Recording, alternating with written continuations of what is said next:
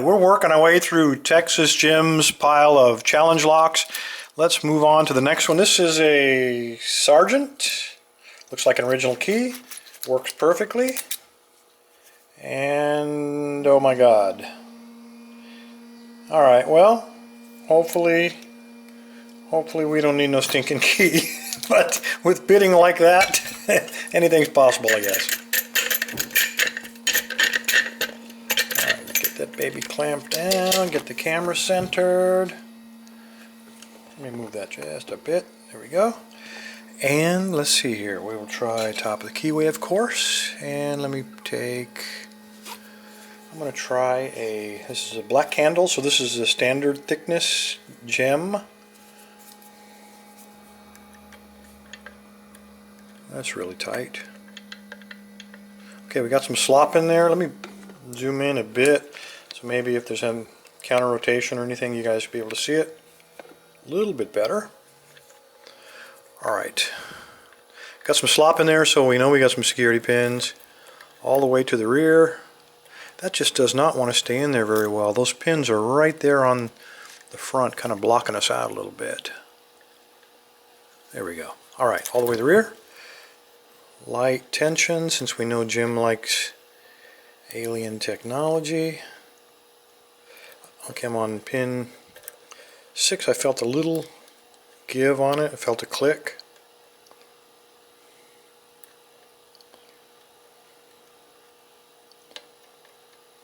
Pin 2 got a click. And I touched pin 1 and I got a very slight turn on the cord. I don't know if you saw that. Very light tension. I'm on 6 again, getting a little bit of feedback. I don't know if you can see that on the tension wrench. Got a click off of him.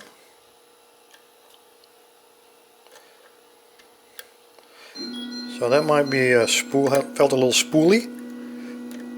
And we got a good turn now. Got a good fault set.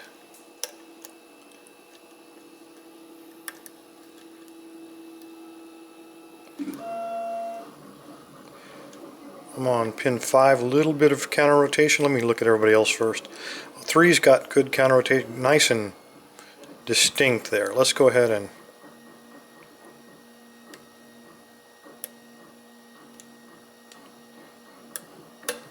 wow. Okay, he's definitely a spool.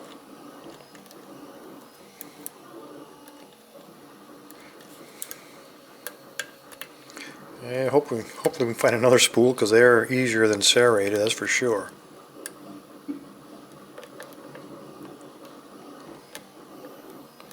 No feedback, nothing in the front. I think they're all picked back to past 2. Counter rotation on 3 again. Nice solid click out of him, but we lost our fault set.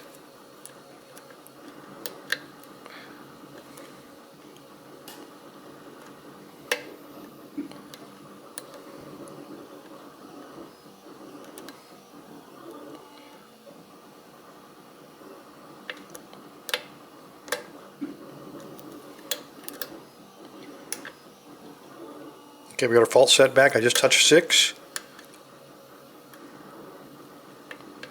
I'm on 4, got a little counter rotation.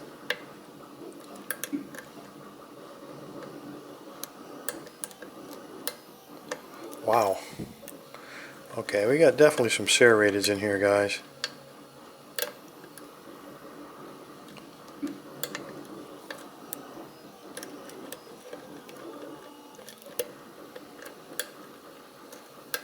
Three again.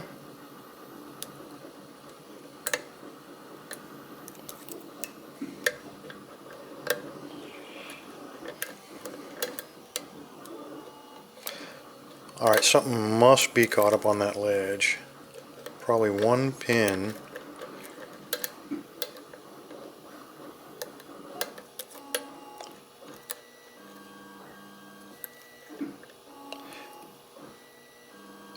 Okay, I'm on 5. I'm getting counter rotation again. Okay, I got a click out of him. Slight turn on the core. That was 3 again. Nice deep fault set. It was 1 again.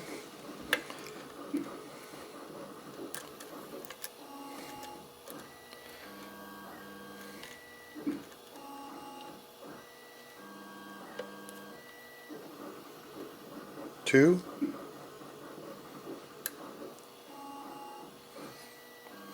Wow. Okay, there was 2, and there we go. 2 is very deep and very nasty. Alright, let's go ahead and pop this open. Let me zoom out so we try to keep everything in frame. And we have a key for this, so I'm not too worried. And it is a clip. Use the infamous Kerpiche tool to spread that a little bit, make life a little bit easier for us.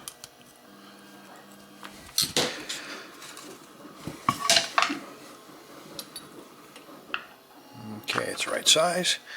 Let me get arranged here. I don't want to turn it with that big gap, otherwise the pins will fall into that slot there. So I've got to turn it probably about like that. And let's see if we can make this thing work. Okay, there we go. There's all 6. I can already tell there's some... let me go ahead and empty the pins and then show you the threading or countermilling. I can't really tell at this point. There's that nasty pin on 3. Come out of there, you devil. Okay, this is particularly evil because he didn't thread all of them, and that kind of throws off the feel. So we got 1, 3, 4, and 6 threaded, and it looks like the others are just normal. So you get used to that crunchiness, and then you got 2 in there without it. So that is ingenious. That's what you want to do if you're going to make a screw your buddy lock.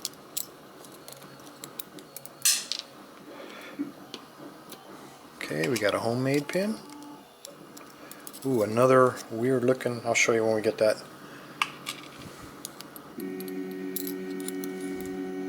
All these are homemades.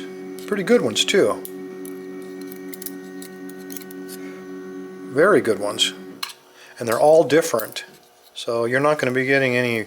Okay, this one looks particularly tricky because he put a wafer in there and a thin... That's a drunken spool. I'll show you how that works in just a moment.